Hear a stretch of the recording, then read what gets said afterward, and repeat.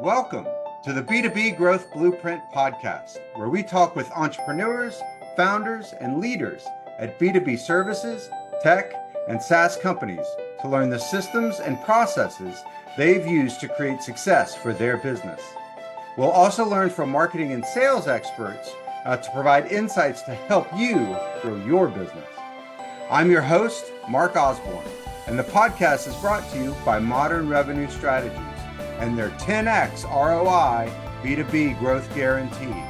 Schedule a free diagnostic call to learn the fastest path to double your B2B revenues in just 90 days. Hello, and welcome to another episode of the B2B Growth Blueprint Podcast. I'm your host, Mark Osborne.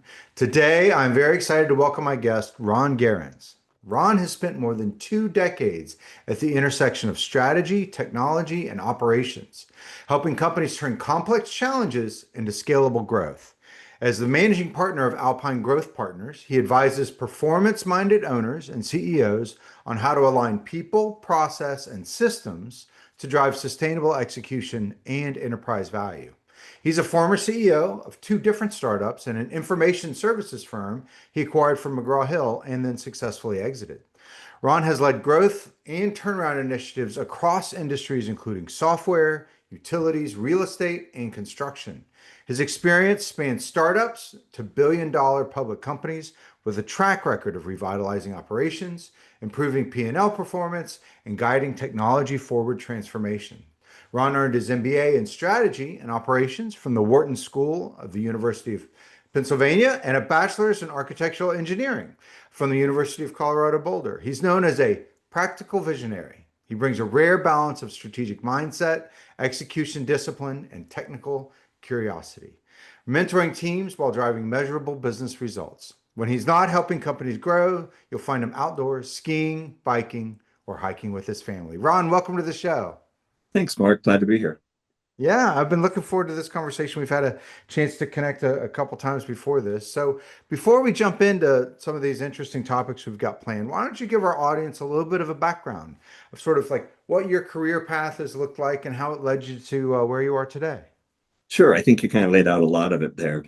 Kind of went through that serial CEO, starting with that buyout from McGraw-Hill, which was a lot of fun, kind of doing that turnaround, working with the team that had been there, getting to an exit point, but unfortunately we didn't complete that exit. So I ended up deciding to move on and try some other career paths. So took the startup gig, took a run at doing the startups. That went, not as well as I would have liked. I learned a lot of lessons, but found out that that was not my sweet spot. So 2017 took a step back, kind of thought through where I wanted to spend the next part of my career, and really was talking to a lot of friends and seeing companies really in that kind of, I'd say kind of $3 to $30 million revenue range, where founders that built a great company, a great product, a great service, had a good client base, but were stuck because they just didn't have that operational foundation to scale and grow, especially if they were thinking about exiting at some point in the future. So kind of took about a 9-month step back, kind of schooled myself in a lot of the different operational systems out there, Scale Up, OKRs, EOS, and really framed that with my 12 years of being the CEO and said, hey, how could I have been better? What could I have done differently from an operational perspective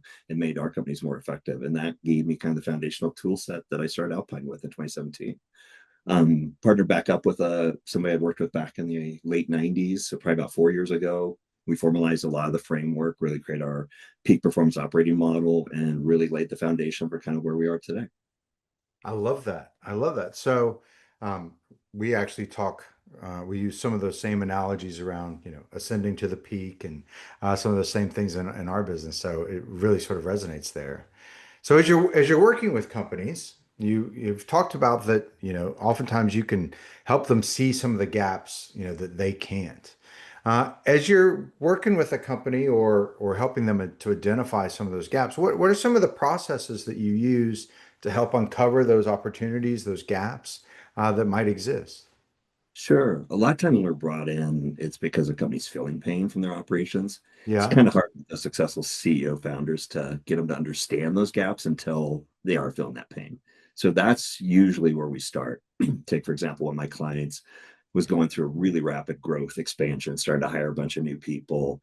He was so central to the business that he was working around the clock, couldn't get things done, was starting to see the struggles in the business. The people he had promoted were pretty new into management roles. So he's really Mm-hmm. struggling there. So really brought me in to kind of help him first get his hands around kind of his hiring process and kind of scaling up just to meet the current demand to get back on track. They were starting to miss deliverables. And then once we kind of got that fire out, then it was really a step back with him, right? And then what we really can do is we have coming up that operational framework that I talked about earlier, where we really come in and we really look at 5 areas of the business.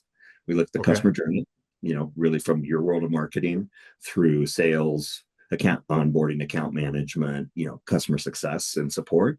We also then look at kind of, I'd say, the product service delivery journey. That's really everything from innovation through revenue and how you're getting the product out to the clients, how you're working with them on it. And then we look at kind of the people operations, right? How are you bringing in your people, the stuff that I was helping that client with? How are you developing them? How are you offboarding them, right? How are you making that Mm. decision? It's time to help somebody find a new career path and helping them achieve that, right? Then we also look at finance, not like a CFO that strict, but we really are looking at kind of the FP&A operations of the business. What's the budget cycles? What's the reporting cycles? What information are you looking at? And really that kind of quote to cash process, right? How are you getting from Yeah. putting that out there, getting it closed, and actually getting the money back in the door? And then finally, we look at how the business is ran, right? How are you managing the business? What's the cadence of your leadership team? How are you doing your strategic plan? How are you aligning the rest of the team around it? So when we come in, we really take them through that assessment, kind of focusing on what you were saying earlier to the people, the processes, and the performance or systems, which are really kind of the KPI side of the business. And that gives us the ability to really scale it. We have kind of a 5-level maturity model, it goes from chaos to optimized, right?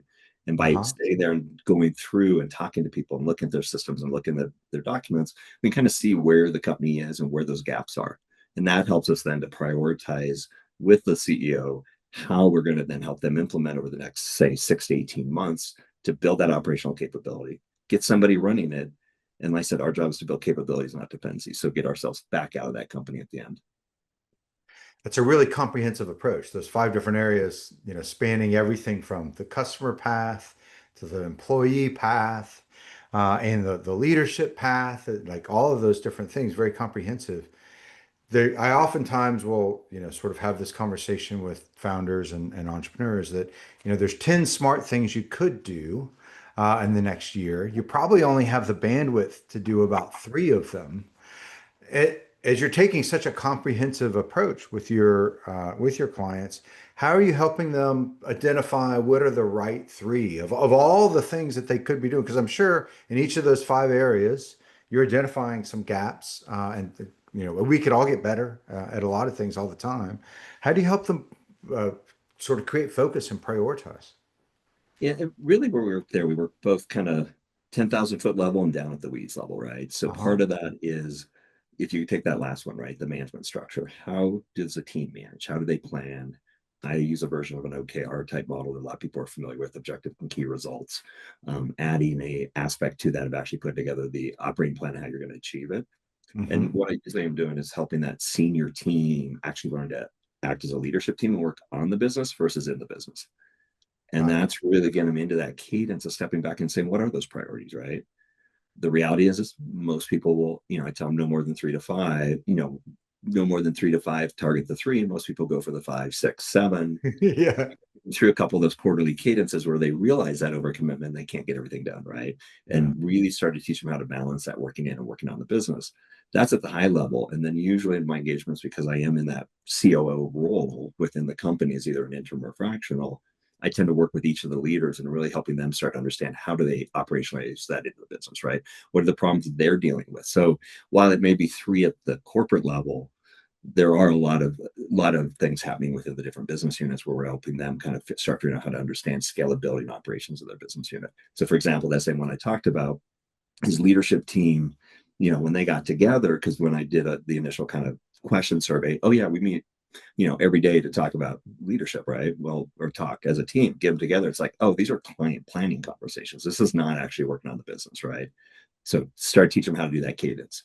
And then started working because he had some high potential but inexperienced leaders. He had one, she was running kind of their delivery systems, but she didn't know Hmm. how to do bandwidth and throughput analysis and understand where choke points were and start looking at scalability. So a lot of it was helping her start wrapping her head around that and coaching her through that process. So not coming in and doing it for her, but helping Hmm. coach her and teach her how to do those skills. So back to building the capability.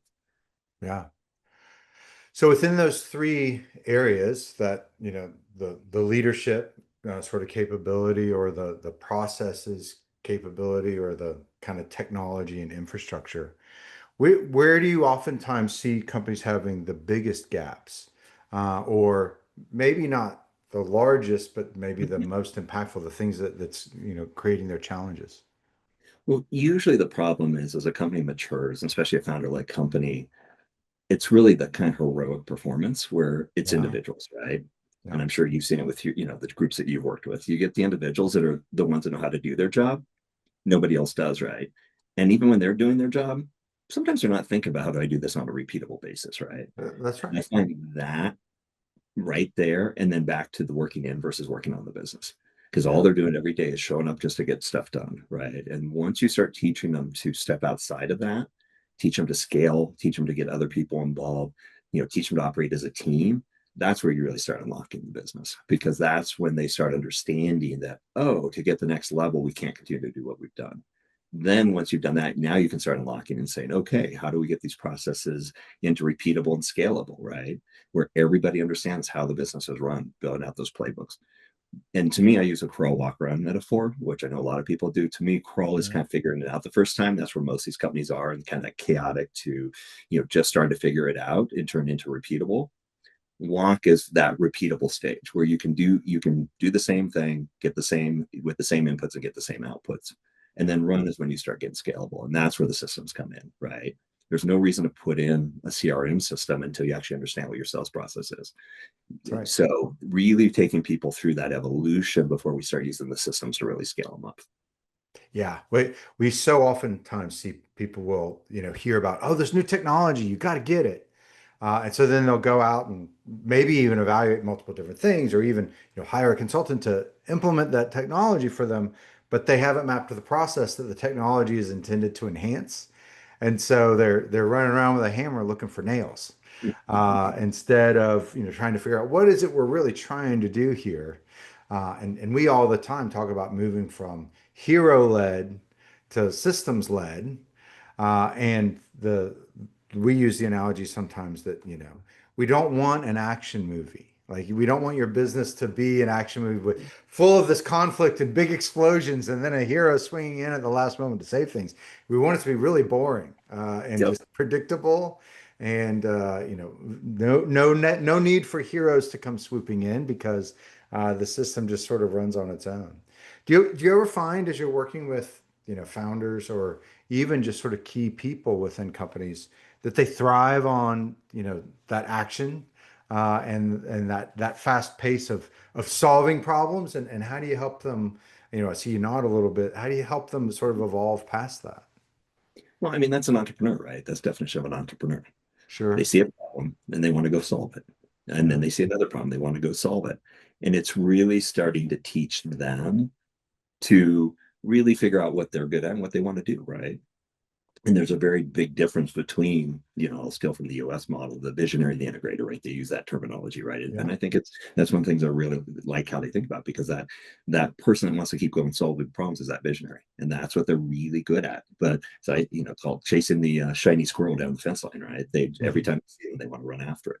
They need that balance within the organization, either as an individual, but ideally within the rest of their team, that is like, great, you go explore that stuff, but it's got to stay over there, right? And that goes Right. back to what you're talking about earlier, right? The three priorities. And when you put those priorities in place, that's the hardest part, right? It's keeping the CEO from changing those priorities. And they have to start learning. It's like, oh, you think you want to do this? What are you giving up? And you start Right. forcing them into that conversation of where they have to make that decision. Oh, if I want to do that, it's not an and, it's an or, right? So if I'm Yeah. going to do that, then something else is going to give. And if these are your priorities that you stated, why is this more important? And so you have to kind of start crowding them into it. But like I said, but you want them to continue to explore. And that really comes to that box of where they want to be when they grow up.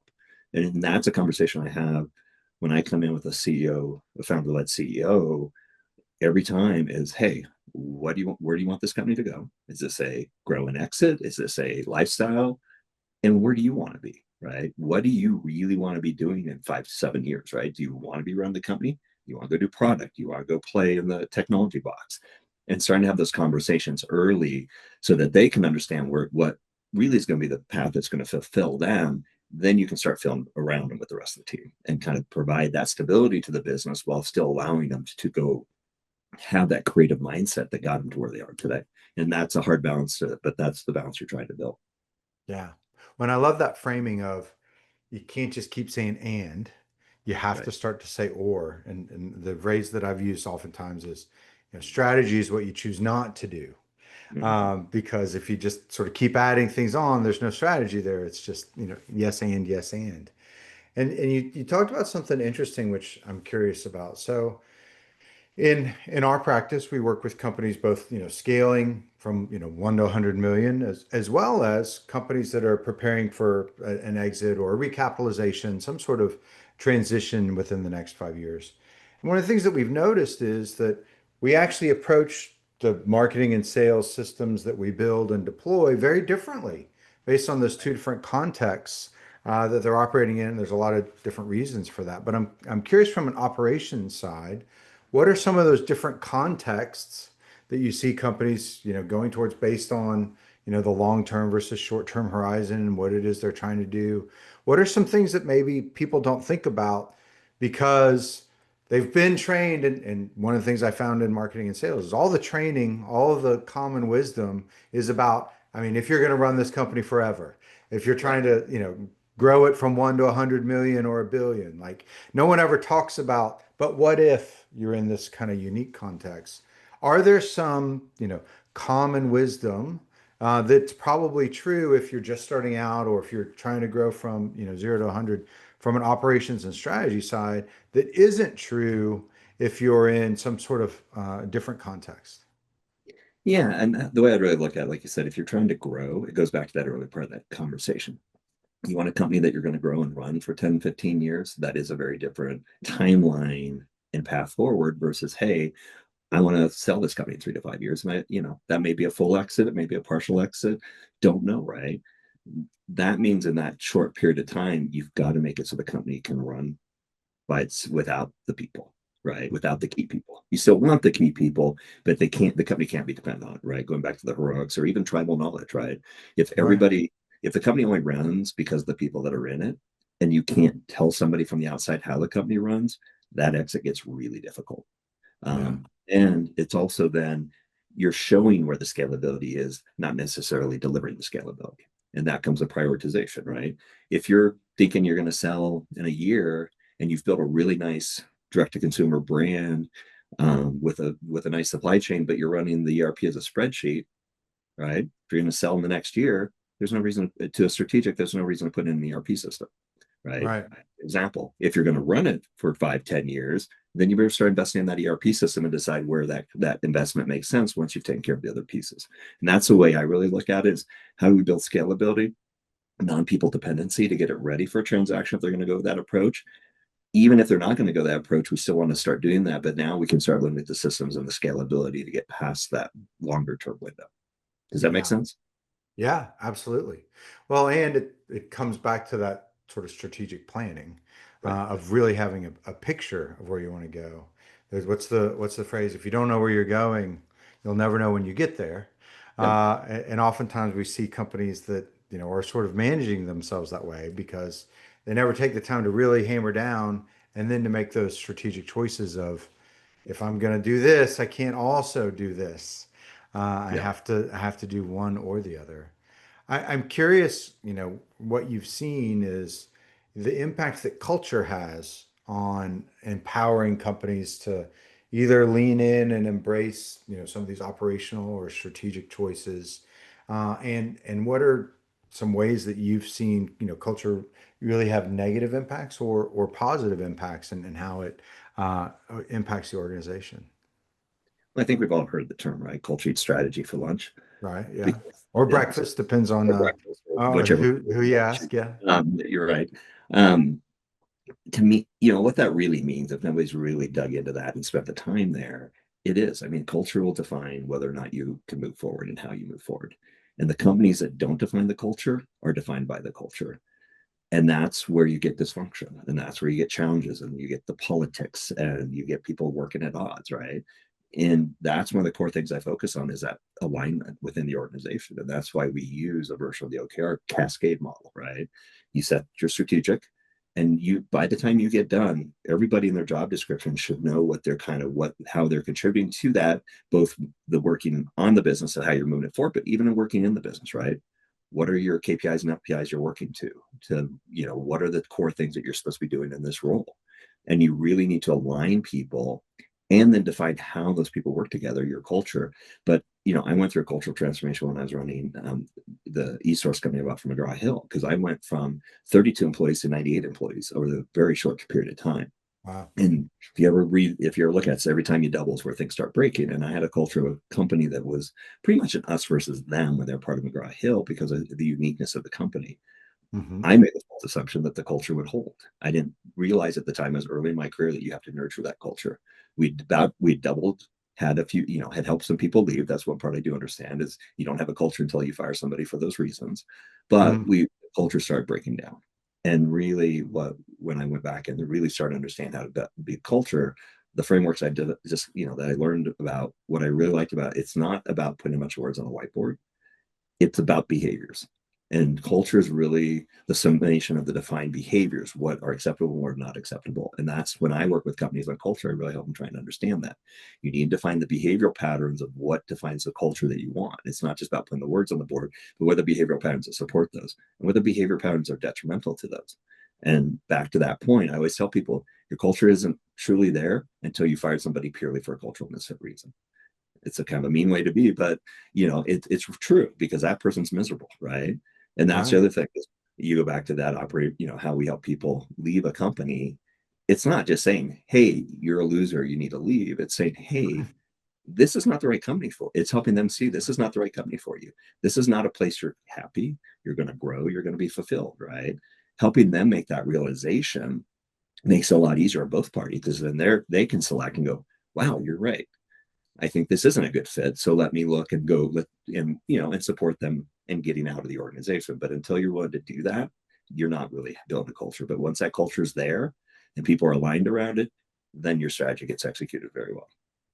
So I've never heard that that definition of, you have a culture when you've been willing to fire someone because they weren't a good fit, but that makes tons of sense. And so much of my undergrad was in organizational psychology, and so a lot of time was spent on culture. And you see a lot of people hand wave about culture and how it interacts with strategy. And so I've heard it said, and this definition really resonated with me, and I heard it a lot in what you were just saying is, you were talking about it's the behaviors and the values. And but what I've heard is that, it's not just values up on a whiteboard that, seem nice, but it's also the habits that reinforce how those, values get manifest, those behaviors. As you talked about, that intersection is really where culture exists. And that makes so much more sense of how it really impacts the organization and drives that change. Yeah, and to your point too, I mean, that is the point where that happens, where you don't have to tell people how to make their decisions, right? Once people understand that, then you can trust your team to make the right decisions to move the company forward, and that's when you're executing well with a good culture. So I'm curious, as someone that has so much expertise in this space, do you find that it's possible for a company to aspirationally define this is the culture we want to build, and so do that, or do they have to authentically uncover and reveal this is the culture that we have? Like when we are our best selves, this is what we're really doing, or can it be a balance? What have you seen? It depends on where the company is. Yeah, When you're just starting the company out, it's the what do we want to be, right? yeah, And that's the greenfield. And that culture, though, is anchored on the people that are there, and really the CEO. yeah. And that is a lot of hard work. And companies that don't do that up front, right? To your point, the values and the culture, and define those, they do get defined by then who they end up hiring. And it's a little easier when you're first hiring, because everybody hires friends of friends that they know that they want to work with. So you're Right. kind of building a culture there already. But when you get to a point of, okay, where are we? Then you do need to go through what you just described. And that's what I did, at eSource. I went through that evaluation. I talked to the team. I did a lot of group meetings, a lot of one-on-one meetings, and said, hey, define for me what our culture is. Define for me what are the behaviors that we're doing. What are the things we like to do, and what are the things we don't want to see done, right? What are the things that are starting to happen that we don't think is who we want to be as an organization. And having those broad conversations, because when you get that big, it can't be just the CEO sitting there going, hey, here's our new culture, right? Because Right. it's got to be based on reality, and you've got to That's right. understand the team and who they want to be. And sometimes there may be a misalignment there, and then maybe it's the CEO's job to leave, who knows? But you Yeah. can't just force it down their throats at that point. You got to understand reality where you're at, understand where the changes that everybody is open to making, and then actively manage that change process going forward. Yeah. Well, and that's fundamentally the thing. Like I've heard it said, what's a tree? Like, is the seed the tree? Is the sapling the tree? Is the giant tree the tree? Is the lumber that gets made from it the tree? Like, what's a tree? And organizations are oftentimes the same way. Like they grow and they change over time. Like change is the only constant within business, and so it's managing that change that's really the heart of that strategy and that management, that leadership. So for folks that are listening and really getting a lot like I am out of what you're saying and what you're sharing, tell us a little bit about your practice. Like who does Alpine work with? What are the types of things that you help companies solve? Sure. We really work with what I'd say is kind of the lower mid-market companies in the $3 to $30 million revenue range, Uh-huh. usually founder-led, though we do help sometimes VC-backed to PE-backed companies, but it's usually that founder-led company. And it is that company that is struggling to grow, right? And or starting to understand that they don't have that scalability. And that may be scalability to your point earlier for that 10, 20-year growth pattern. Or it may be, hey, I'm thinking about transacting, right? And how do we make Right. sure we're operationally prepared for a transaction? Buyers have gotten much more operationally sophisticated over the last 20 years. It went from financial engineering and PE firms to actually having to understand the operation of the business.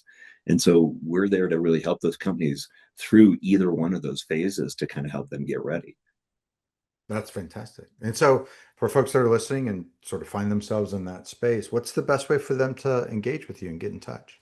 Yeah, best way is to reach out to our website, alpinegrowthpartners.com. They can reach out to us by solutions app to get email to us, or we even have a short little 10 questions survey that if they want to kind of get a quick snapshot read of where their operational maturity is. And that's, it's obviously self-reported by one person, but it lays a foundation, at least kind of start seeing with it. So they're happy to fill that out, and we're happy to have a conversation with them around that. Well, and then that also gives them a framework to start to think about, even if they don't engage with you, how they can start to, make those changes on their own. So that's a very, very powerful tool there. Well, Ron, thank you so much for taking the time to join us today. I certainly got a lot out of it. I'm sure our audience did as well. Likewise, Mark, thanks for having me. All right, talk to you soon. Yes. Thank you for joining this episode of the B2B Growth Blueprint Podcast. We hope you've gained insights to grow your business. If you enjoyed this discussion, please rate, comment, like on your favorite platform, and share to others who will find it useful. Do you know a CEO, founder, or leader at an early stage B2B services, tech, or SaaS company who would like to be a guest and share their story? Send us a note. Let's schedule a conversation.